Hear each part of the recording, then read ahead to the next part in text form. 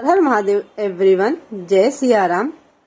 आज इस वीडियो में हम सभी प्रभु की कथा श्रवण करेंगे। जी हाँ, एकादशी की कथा श्रवण करेंगे। इस वर्ष चैत्र माह के शुक्ल पक्ष की कामदा एकादशी तिथि 2 दिन हो रही है, जिस कारण लोगों को कंफ्यूजन है किस दिन व्रत करना है।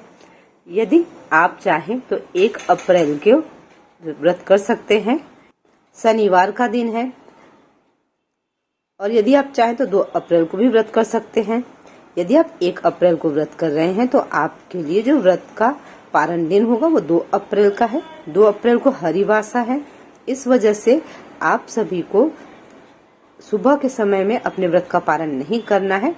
व्रत का पारण का शुभ मुहूर्त है 1:40 दोपहर का समय है ये, तब से लेकर के 4:10 तक के समय के मध्य में आपको अपने व्रत का पारण करना है। और 2 तारीख को यदि आप व्रत कर रहे हैं तो आपको 3 तारीख को सूर्योदय से लेकर के सुबह 6:24 के मध्य का समय है, इसमें आपको पालन कर लेना है। चलिए हम सभी प्रभु की कथा श्रवण करते हैं। उसके पूर्व प्रभु को एक बार प्रणाम करते हुए अथ कामदा एकादशी महात्म। धर्मराज युधिष्ठिर बोले, हे भगवान, आपको कोटि कोटि बार बार प्रणाम है। सभी प्रेम से प्रभु के श्री चरणों में बारंबार प्रणाम करेंगे। जय हो प्रभु, आपकी जय हो, जय हो। आपसे निवेदन करता हूँ, आप कृपा कर चैत्र माह के शुक्ल पक्ष की एकादशी की कथा का वर्णन कीजिए। श्री कृष्ण भगवान बोले कि हे राजन, आप एक पुरानी कथा सुनिए जिसको राजा दिलीप ने वशिष्ठ जी से कहा था। राजा दिलीप ने पूछा कि गुरुदेव, चैत्र माह के शुक्ल पक्ष की एकादशी का क्या नाम है? इसमें किस देवता की पूजा होती है तथा इसकी विधि क्या है, सो कहिए। महर्षि वशिष्ठ जी बोले, हे राजन, चैत्र माह के शुक्ल पक्ष की एकादशी का नाम कामदा है। यह पापों को नष्ट कर देती है और पुत्र की प्राप्ति होती है। इसके व्रत करने से कुयोनि छूट जाती है और अंत में स्वर्ग की प्राप्ति होती है। अब मैं इसका महात्म्य कहता हूँ, ध्यान पूर्वक सुनो। प्राचीन काल में एक भोगपुरी नामक नगर में एक पुंडरीकाक्ष नामक एक राजा राज्य करता था। वहाँ अनेकों अप्सराएं, गंधर्व, किन्नर आदि वास करते थे। उसी जगह ललिता और ललित नाम के 2 स्त्री पुरुष अत्यंत वैभवशाली घर में निवास करते हुए विहार किया करते थे। एक समय राजा पुंडरीक्ष गंधर्वों सहित एक सभा में क्रीड़ा कर रहे थे। उस जगह ललित गंधर्व भी उनके साथ गाना गा रहा था और उसकी प्रियतमा ललिता उस जगह नहीं थी। इससे वह उसको याद करने के कारण अशुद्ध गाना गाने लगा। नामराज कारकोट ने राजा पुंडरीक से उसकी चुगली कर दी। इस पर राजा पुंडरीक ने ललित को शाप दे दिया कि अरे दुष्ट, तू मेरे सामने गाता हुआ भी अपनी स्त्री का स्मरण कर रहा है। इससे तू कच्चे मांस और मनुष्यों को खाने वाला राक्षस होगा। राजा पुंडरीक के श्राप से वह ललित गंधर्व उसी समय विकराल राक्षस हो गया। उसका 8 योजन का शरीर हो गया।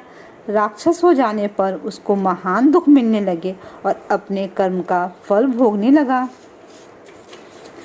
जब ललिता को अपने प्रियतम ललित का ऐसा हाल मालूम हुआ तो बहुत दुखी हुई।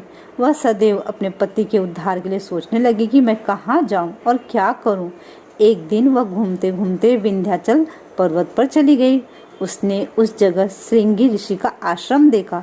वह शीघ्र ही उस आश्रम के पास गई और ऋषि के सम्मुख जाकर विनय करने लगी।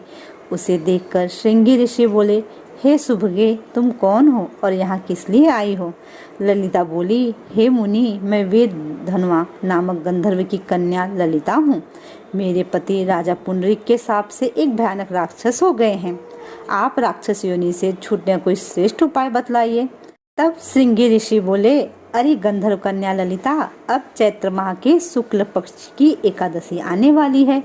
उस एकादशी का नाम कामदा एकादशी है। उसके व्रत करने से मनुष्य के समस्त कार्य सिद्ध हो जाते हैं। यदि तू उसके व्रत के पुण्य को अपने पति को देती है तो शीघ्र ही राक्षस योनि से छूट जाएगा।